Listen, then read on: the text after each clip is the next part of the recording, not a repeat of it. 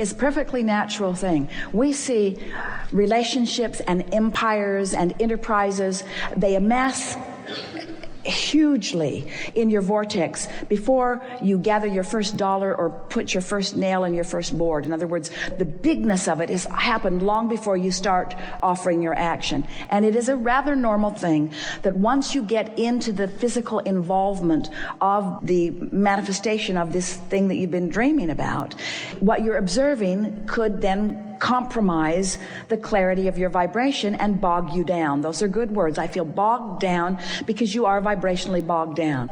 You see, through the contrast that you were living before, you couldn't dream the dream big enough or specific enough to carry you forevermore. So it's logical that you dreamed it big enough to get it started, and now the living of it, you could say, I'm having a little bit of difficulty keeping up with the momentum of all of it, but I know that I have the ability to get in sync with the momentum of it. Momentum is the best word that we can offer in a conversation about vibration, because your point of attraction causes momentum. So now that you're in the throes of the reality, your attention to unwanted things is causing a sort of momentum clashing. What is wanted and what is unwanted is sort of clashing. And so you just have to withdraw your attention from the parts that you do not want.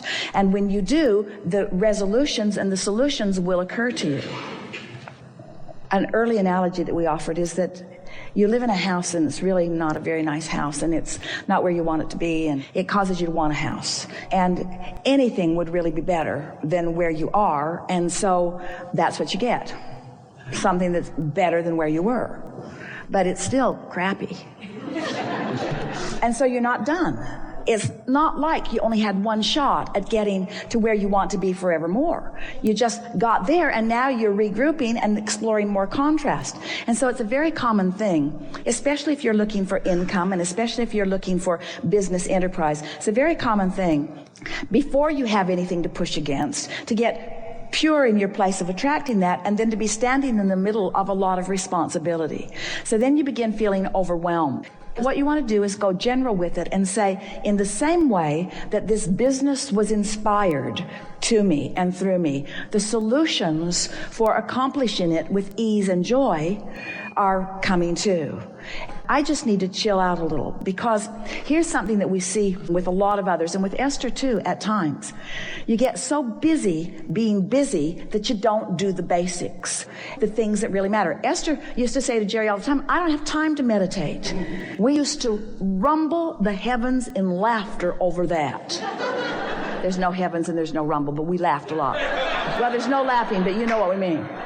That was a very funny thing. I don't have time to do the only thing that works. You have to find that time. So you might as well just pull yourself away in an attitude of, I'm just going to give myself some relief and release. So here's some questions for you. Do you accept that you are the creator of your own reality? Do you accept that your business, as it exists in your vortex, we really like this question. We're just going to savor it. Do you accept that your business that is in your vortex, that your vibrational reality business is bigger, more profitable, and way more fun, way bigger than the business that you have so far allowed to actualize? So since the vortex version is still not realized, is it logical that part of what's not been realized by you are the people that will make it happen with ease? In other words, there is more for you to allow to flow into your experience that's going to give you the fulfillment of that bigger, more satisfying picture than what you're living so far. And we would say that to you relative to relationships too. In other words, when you're in the middle of them, so I want a relationship and I get a relationship and then I don't realize that it's a growing, evolving thing. Your relationship with your business is a growing, evolving thing. Every day you make it bigger, and every day you have the personal responsibility, isn't the perfect word, but it sort of kind of gets in the direction of what we want to go. You have the personal responsibility of lining up with the biggerness that it has become, you see. So it isn't that you created a business and you got it and then it went off. It's that you still haven't really lined up with the bigness of everything that you've put there. And we say this, you're going to like this. Sometimes we say to people, Well, you collected a little data and you knew what you wanted and you got it, and then you got more data to create more. And then you got that, and then you got more contrast and data to create more. That's not what we're saying to you. We're saying to you, you put a whole lot more in your vortex to begin with than you have yet figured out how to let in. And the factor that is tripping you up is your attention to what other people are doing or not doing. Where if you will just focus upon what you are doing, in other words, it's all vibration, it's all vibration, it's all vibration, it's all vibration. It's all vibration, it's only vibration, it's only vibration, it's only vibration. It's your vibrational relationship with your vision. It's your vibrational relationship with your vision.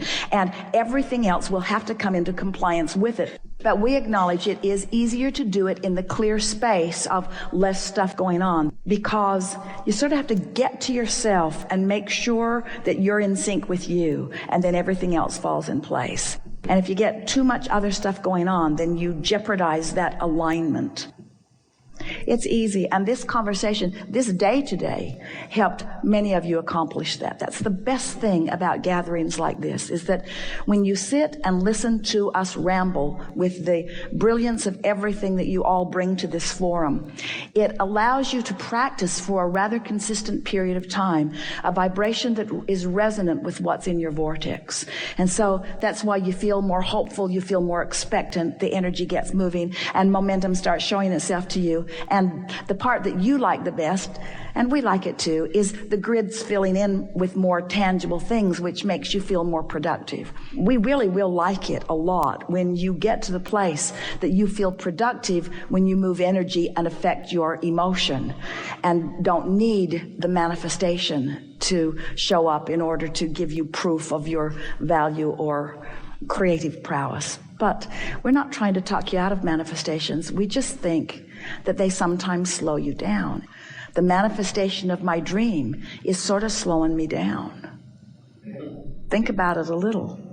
The manifestation of my dream is sort of slowing me down. So I think I'm going to go dream it a little more. I'm going to dream it a little more. And we would say that to all of you relative to your planet in general. You're giving so much attention to the what isness that you are losing sight of your dreams. And when you are giving so much attention to what is, then you deprive yourself of the dream. And life is that experience between the isness and the dream. Have we conveyed that to you? That's where life is. You think it's the manifestation. It isn't. It's the journey to the manifestation. But then that manifestation bounces you to another and another and another and another. So, some questions. Why would anyone want a business of any kind? Why would you want to throw shiny beaded things into a wastebasket? Because it's something to focus upon. It's a way to measure your ability. It's a way to engage with others. In other words, it's fun. It is fun. So why would anyone want a business? Because it's fun. So let's talk about the money part of it. Why is making money exhilarating? Because it gives you opportunity to do more things. But do you want to make money, or do you want to provide an environment where a lot of people are making money? Which is more fun, you having money or a whole bunch of people getting money? So the upliftment of the business and the success of the business is not just for the money that comes to you. It's the money that moves around. It's the money that moves around like the energy flows. So have we convinced you, we're talking to all of you, but have we convinced you that everything is about vibration, that your emotion is about vibration? When we talk about life wanting to be fun, or wanting to be in love, or wanting to feel good about this, when we talk about those emotions, what are we really talking about vibrationally or energetically? We're talking about alignment, aren't we? We're talking about alignment. So here's a big question that we're putting out to all of you. Do you believe that the path to alignment is through action? Do you believe that the path to inspired action is through alignment? So every day when you get up, we would begin by saying, today, no matter where I'm going, no matter what I'm doing, it's my dominant intention to look for things that I want to see. I'm wanting to ferret out fun experiences for myself, and I want to engage in what is it that I want. Much of the world measures itself against others who are acting. And so there are a lot of people that will say, well, you got to toe the mark, and you got to focus, and you got to concentrate, and you got to dig in, you got to work hard, and you got to be diligent, and you got to show up, and you got to be there, and you got to do these things, and you got to not do those things. And we're not denying that that sort of behavior can make you excel to some degree, but it's mediocrity at best. That you will never really excel in the way that you really want to until you make it about energy.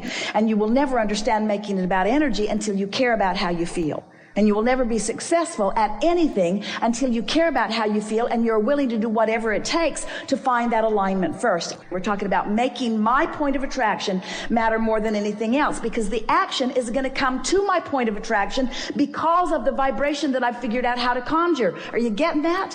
I'm going to conjure a vibration. I'm going to create a grid, and I'm going to practice it until I'm really good at it. And then I'm going to revel in the things that come to it. That's what deliberate creation is. So that's why we say it's really helpful for you to find some neutral zone. If you can do something to distract yourself from whatever it is that has that unwanted active vibration. We don't want to get too carried away with that. We think you have the understanding of that. But let's begin with this simple premise. The frequency, the vibrational frequency of a question is different than the frequency of the answer. The frequency of the problem is different than the frequency of the solution. So, of course, you're going to uncover problems and questions. That's the whole point of sifting through contrast. It's necessary for expansion. But what we would like to encourage you to do is not get so carried away in your justification of the reason for the solution. You just don't have to explain it to anybody. Knowing that you want it is enough. If this time-space reality has the wherewithal to produce within you clarity of desire, it is our absolute promise to you that it has the wherewithal to give you the actualization of that desire. No exceptions ever. No exceptions ever. If you can want it, you can have it. But you've got to achieve the frequency of what you want. You can't be sad about not having enough money and let the money flow because you're blocking it. So step one says you got to want it. You got to focus upon it. And contrast causes you to do that all day, every day. Step two says what is asked is given every single time. But here's the part of that you don't like. It's given to you in vibrational form. And you say, well, whoop-de-doo. I can't spend that. I can't vacation with that. And we say, but you have to accept that it is given to you in vibrational form, and then you've got to figure out somehow, some way to become a vibrational match to that vibrational frequency. And when you do, so here's the story we like to explain to you. You are here in your physical body after having come from non-physical. The non-physical part of you still remains non-physically focused. You sift through the contrast. You're lovely and very good at it. And as you focus in your life, you give birth to all kinds of new intentions, which we all revel in because the expansion of the universe is all about that. So you're launching all of these rockets of desire that are being held in this vibrational reality. We've been calling it your vortex. It's this spinning reality that law of attraction is holding together, and all cooperative components are being assembled about everything that you want. The question is, when are you going to be a cooperative component to your own intentions? And the answer to that is as soon as you stop complaining, as soon as you stop missing it, as soon as you stop having conversations about what's going wrong, as soon as you stop joining those blogs or those television programs that are beating the drum of what's gone wrong all the time. It's all right to do that a little bit because it causes expansion in your society and in you as an individual. But when you spend so many hours active in the vibration of unwanted, you prevent the solution that has already been rounded up by law of attraction in your vortex. You prevent that solution from revealing itself to you, better said, from you being in a position where you can receive the revelation, the realization, the actualization of that. So step one is you ask. Step two is source answers. Step three is you got to line up with it.